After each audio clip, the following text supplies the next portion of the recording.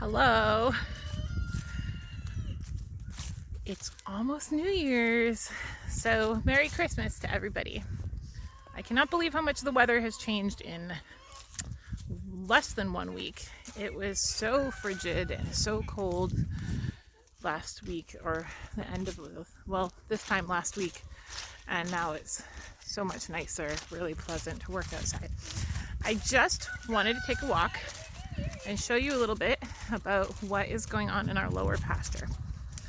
So we did some soil tests to find out, where our soil was as far as soil health when we first moved in.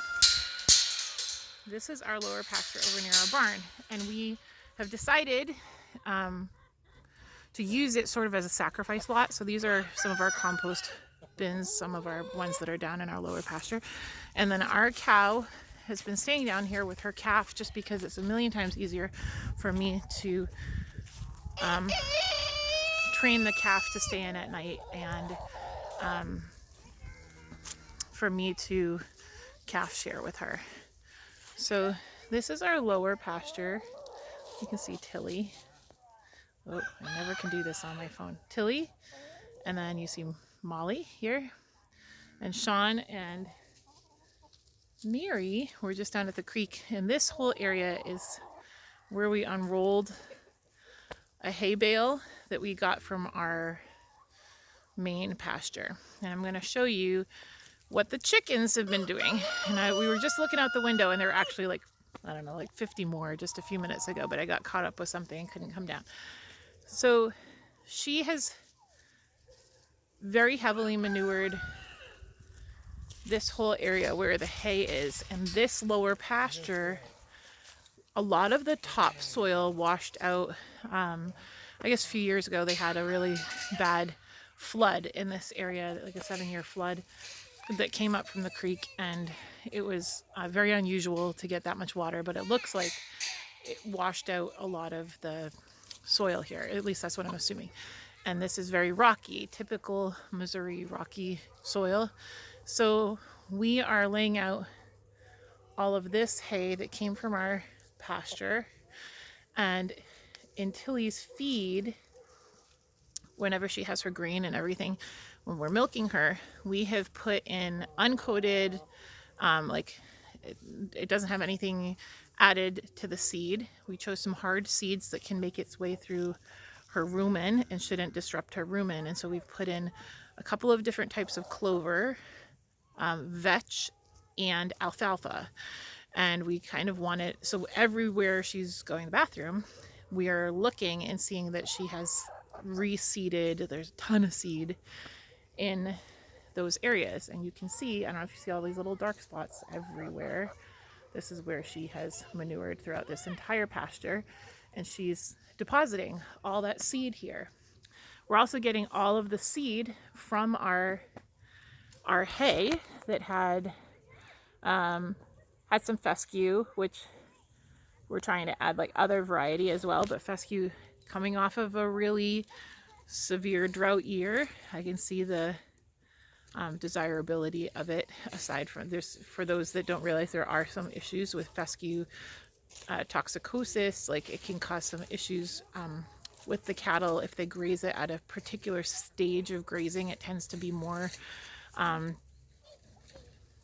end up with more issues then. So we have not seen any of those issues in our particular cattle because we chose livestock that does really well on fescue and on grass finished systems. So she's our only cow that gets any sort of grain because I want to be able to lead her where I want her. You can see in some of the past videos that still was a little challenging when we were AIing her. She literally took off and ran up the field back to the front pasture a quarter mile away with us chasing her. It was always an adventure. But she is all of our beef cows and our sheep and everything, they don't receive any grain. So she's manured this whole area. You can kind of see it like all over the place. And then our chickens, oh, I wish you could have seen it just a few minutes ago. They have gone through every single area down here, and they come from up our hill. So you can see that little white house. That's their, looks white, but it's actually silver. That's their chicken coop. So every morning when we let them out, they know that the feed is down here, and they come all the way down the hill and they run into this area and they get fed, but they also go through everything that's in this space. So they are down here for a good amount of time during the day in the winter, and they are also adding all of their fertilizer. So we have all that chicken manure, and anyone that's a gardener knows that that is like garden gold. And then we have all of her manure, and we have not added anything to our hay this year. So as far as like pesticides or anything like that. So everything that's just getting deposited here is like pure fertilizer. So I'm gonna see if I can aim towards the ground. Can you see this? How it looks like scratched up grass? This is where all of her manure was. There's like this, oh, I can't do this on the phone. Here, here, up here, like all these areas that you see. The chickens have dispersed all of that, and they're going through the hay that she's also kind of kicked out quite a bit, and they're spreading it even more. And so our hope, because we've used hay in our gardening systems before. Hey, my love. Hi, babe. We both look a complete wreck. I'll tell you why in a minute. But we, he looks better than me. I look, what are you doing? I'll show you this cute kid. Mary, what are you doing? Here, can I see what you're doing? Bring it over to me. Hi, Molly. Getting big. What are you doing with your kitten? I like your style, girl. Can you say hello to everybody? Is that Panther? No. Which one's that? It's Cupcake. I don't think that one's Cupcake. But Cupcake. she's got her Punky Brewster style on. How you doing, Molly? So Molly is doing great. She's 3.5 months old now. She's a chubby little heifer. She will be our second dairy cow. And she also is adding to all of this wonderfulness. So what I was saying, sorry for that ADD moment brought to you by me. In the past, when we have used hay in our gardening system, stuff like our Ruth Stout gardening method and planting potatoes and other things, we have noticed the hay, when it breaks down, leaves like really beautiful soil beneath it. It brings all of the organic matter up underneath that soil. It'll bring worms and microorganisms and other stuff back into the soil in the area between the top of the hay and the ground. And it encourages a lot of that soil health. And that's what we're hoping for here. We're hoping that even if it takes a little while to break down. Hi, Tilly. How's it going, girl? I have nothing for you right now. Sorry, no treats. I'm sorry. We're hoping that this will just continue to build up the soil in this area. So that's the purpose of the sacrifice lot, is to take a poor area of your property. And I think a lot of the fear is to like overgraze an area that's already poor, but it's already poor. And so if you can take it during the off season and add a lot more richness to that space, over time you'll see improvement. And so the other thing we're doing, this is all our first year, we're just experimenting, we're seeing how it goes, is that this is Farmer Sean's favorite thing to do lately. One of them, right, Sean? What's that? Is throw seed on poop. Yeah.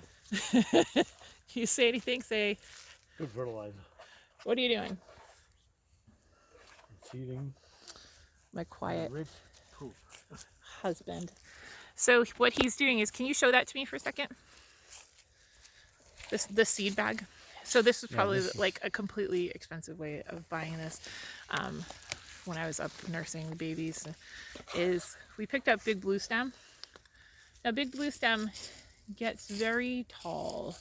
It can be 4 to 8 feet tall. So we're not 100% positive we don't want that down here, but one of the things I like is that the seeding process that he's doing should be good. It only needs to be seeded like 1/4 of an inch down. And we don't need this entire area to be a big blue stem field, but it is a very nutrient dense native grass, and it sends its root system down very deep. And so we know that that will just improve this area. So if we're able to get any of the big blue stem established here, it will just continue to help break up that soil and improve the soil health deeper into the soil and add good plant matter to this area. So do you have anything you want to say?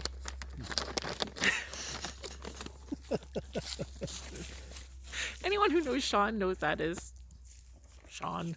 And so you can see what he's doing though. He's just walking around and he's throwing a little bit on the areas wherever she has manured. And our hope is that the chickens won't eat all of it. And I don't know if I can get close enough to this. For all of you back home, you're like, thanks for the zoom in on the poop.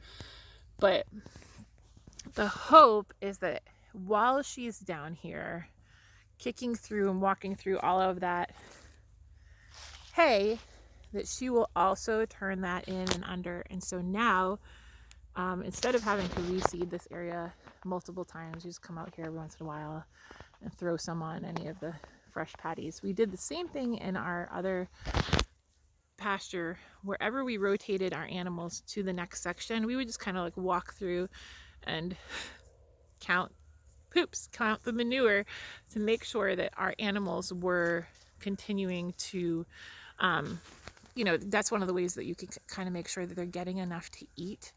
And we were going through a severe drought, is to look at what it looks like and how much they're going. And so they were very consistent. We knew exactly, you know, what everything looked like. We could tell when they were in an area that was more woody or had more like a more woody forage or started eating hay. It changed it. Hi, beautiful girl. Tilly. Love cows. Oh my gosh. Tilly knows I love her, but she's really just looking for food. So our hope is to plant different varieties down here. So right now we have everything that's getting seeded in the hay. It already had a whole bunch of, you know, stuff growing down here, but this was one of our poorer areas. Hi, Molly.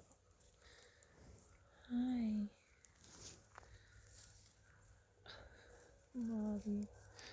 Molly is not quite 4 months old now. She's about 3.5 months old. I know you're looking for something from me.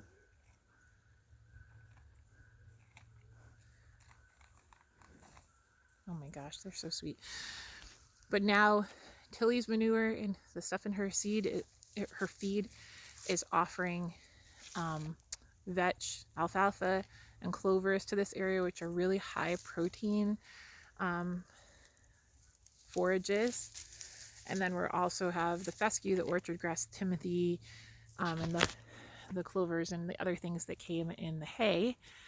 All that seed is getting deposited here, and then the big blue stem. And so we're hoping with those varieties to have a lot more options as the years go on, so that especially our dairy cows, when they come down and graze in this area, either before or after milking, that they're getting a lot more of their protein needs met. Sorry, baby girl. And this is the area that we kept them when she calved. We brought her down here. So this gives the mother cow a lot more nutrition right after she calved. So that's the theory, is to use this area this year for our sacrifice lot and see how it works out. It's our first year, so we're just learning. And then the chickens are just adding a lot of fertilizer, and so are the cows, to help rebuild the land. So we're not doing all that work ourselves. They are helping us over time to do that. So what do you think, Molly? Huh? What do you think, baby girl? It's good stuff. When you're a big girl, is it all going to be growing for you. My chickens are, oh, I was so wishing I could show you when they were all down here. How many were there down here, Sean? Before, when we looked out the window. Oh, it's probably 30. Yeah. So, a lot of them. Are you just following me everywhere? Oh my gosh, I'm so distracted by this cow because she knows I love her. You want me to give you treats, but I don't have any. I don't have any. I don't have any. So Tilly, our hope for Tilly, since she's standing right here, is that she may be bred. So if you know from one of our previous videos, she was AI'd on December 8th, Feast of the Immaculate Conception. And we should be testing her soon to see if she confirms pregnancy. And if she is pregnant, the bull that we chose for her is an excellent, really excellent genetics. And so we're just improving the animals that are being born on our property. We're trying to be very selective about what we're raising here so that the animals that we're raising and the farm as it grows over time just improves. So, hey, good girl.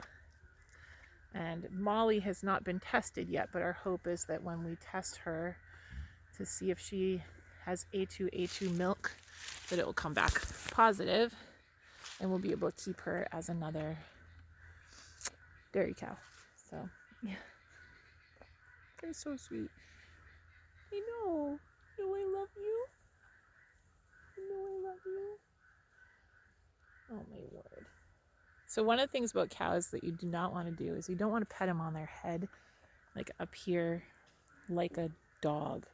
Like the way that you would a dog, because cows will show dominance by like head butting, and they use that expression to sort of assert dominance. And if you're doing it when they're babies and they're like, oh, it's so cute, and they start pushing back to you, it can encourage really bad behavior.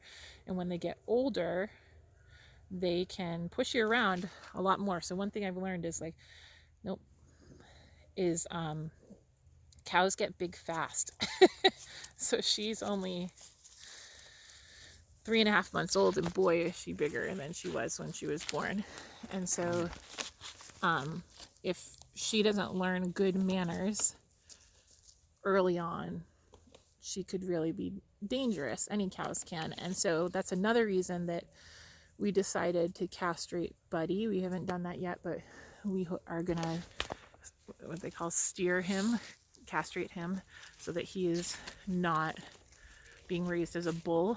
But it's the other reason we decided to AI Tilly, is because if we brought a Jersey bull on the farm, some are fine, but we have a lot of little kids and they don't always listen and do what they're told. They're pretty good about staying away from areas where the larger livestock are. They're actually very good about that.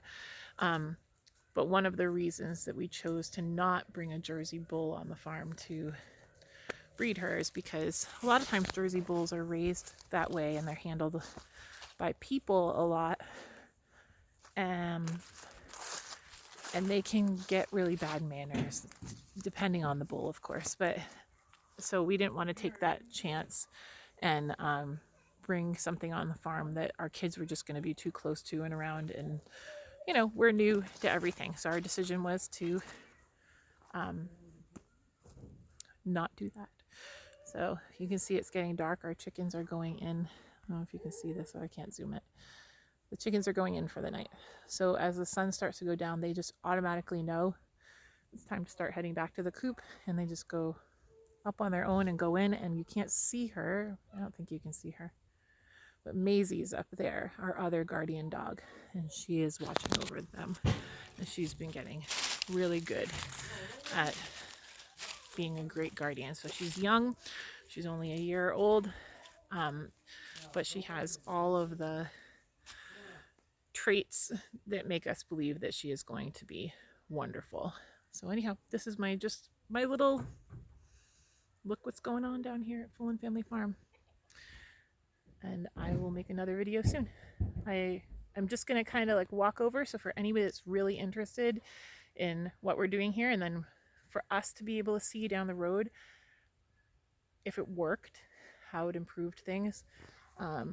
This is more for us. So you can kind of see all the manure. What you can't maybe see is, well, maybe you can, the seed that's all, oh, I cannot do this on my phone, all in here. You can see all the seed that's been spread. And because she's eating in this area, she'll stand on the edges and stuff, and she just really heavily manures this whole area.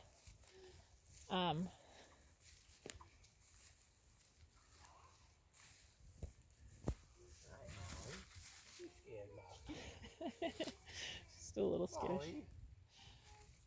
So this is the last of this hay bale that we unrolled. She's eating the end of it. We considered doing something called bale grazing. We may do that someday in the future.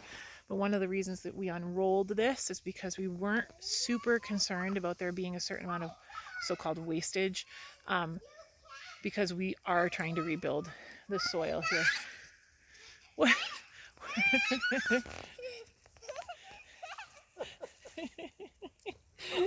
Fluffy is chasing Mary. She has like this little thing trailing behind her.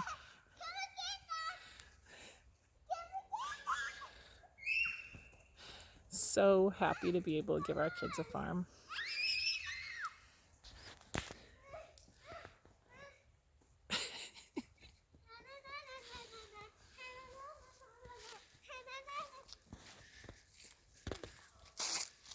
What are you doing?